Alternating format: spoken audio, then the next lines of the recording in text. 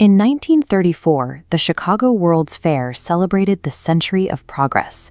It was designed as a showcase for the pinnacle of human achievement, from modern engineering to the latest breakthroughs in science.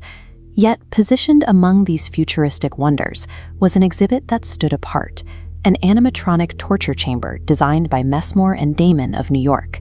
Inside, life-sized figures were filled with complex gears, cams, and levers. Powered by electrical motors, these machines were so precisely engineered that they appeared to breathe. When synchronized with the screams and groans of early sound recordings, the effect was so intense that many visitors turned away in horror. This fascination mirrors the way a crowd gathers around an accident to watch the aftermath. In the circus, the biggest draws are often the most dangerous: the man shot from a gun or the aerialist performing high above the crowd without a net. The tension in the seats comes from an audience waiting for an accident. We often categorize torture as a relic of a primitive, unthinking past, but history suggests a different pattern. As our engineering and intellect advanced, our capacity for cruelty became more calculated. In ancient Greece and Rome, torture was a standard legal requirement. The law made it impossible to use the testimony of a slave in court unless that testimony was extracted through physical force. The legal system treated these victims purely as property. If a slave suffered permanent injury during questioning, the state provided for the owner to be reimbursed for the loss of value. The actual feelings of the person being tortured were never a consideration. Beyond the law, torture served as royal entertainment. Emperor Nero famously tied victims to stakes and covered them in oil and pitch. He set them on fire to serve as living torches during his triumphal processions. These early methods were often crude, relying on blunt force or weaponizing the natural world. In parts of Africa, those accused of serious crimes were smeared with honey and chained to an anthill. Ferocious ants, an inch in length, would slowly consume the victim over several days, leaving behind nothing but a whitened skeleton. In this era, the infliction of pain was a blunt instrument, limited by the basic tools and primal imagination of the time. By the Middle Ages, the objective changed. The Inquisition sought to stamp out heresy, but they didn't want quick deaths. They needed prolonged confessions, forcing them to keep victims alive and conscious for as long as possible. This requirement led to the era of mechanical agony. For the first time, torture was a problem for engineers. They had to design devices that could precisely control and escalate pain through mathematical principles. The rack was a masterclass in tension and leverage. Feet were fastened to a rope connected to a windlass. As it turned, the mechanical advantage of the pulleys allowed a single operator to pull a human body apart. Then there were the iron boots. These funnels of wrought iron were clamped around the legs.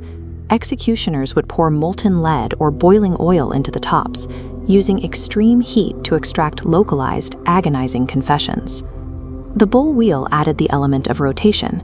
Victims were lashed to a massive wheel that slowly turned over a hot fire, engineering a calculated, prolonged roasting that broke the prisoner's will within minutes. The Iron Maiden represented the peak of this mechanical execution style. It was a metal casing shaped like a girl, with doors lined with long, pointed spikes. When the doors were closed, the spikes were automatically driven through the body of anyone inside. These devices transformed violence into a science, using the same principles of physics that built cathedrals to refine the experience of pain. In the Orient, an even older civilization looked beyond physical destruction. They developed methods that targeted the mind, moving toward the psychological annihilation of the victim. The 7 Steps to Heaven was a wire cage divided into 7 sections. Starving rats were introduced at the bottom tier. As they fed, the executioner raised the internal gates one by one, forcing the rodents upward into a vital organ. The ultimate refinement, however, required almost no machinery at all. In the famous water torture, a victim was chained to a rock while a single drop of water fell slowly on their head, over and over.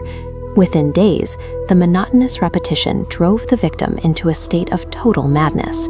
This represents the final evolution of cruelty, achieving total destruction of a human being without needing to exert any physical force.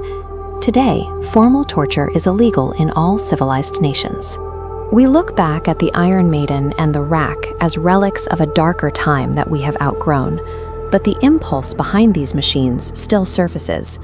Modern history is filled with examples of chain gangs and forced labor, systems that utilize physical stress and mechanical restraint to satisfy the demands of the law. We see it in the use of the sweatbox, a narrow wooden enclosure designed to use isolation and heat to break a prisoner's spirit. It is a sanitized, modern echo of the mechanical cages of the past. Human ingenuity is morally neutral. The same brilliance that builds modern wonders once perfected the Iron Maiden. It is a reminder that our capacity for invention remains tethered to a very old, very persistent delight in the suffering of others. Thank you very much for watching this video. I hope you enjoyed it and learned something from it. Please help the channel out with a like on this video and subscribe if you want to stick around and watch more videos like this. Speaking of more videos, there should be some of them on the screen now. See you in the next video.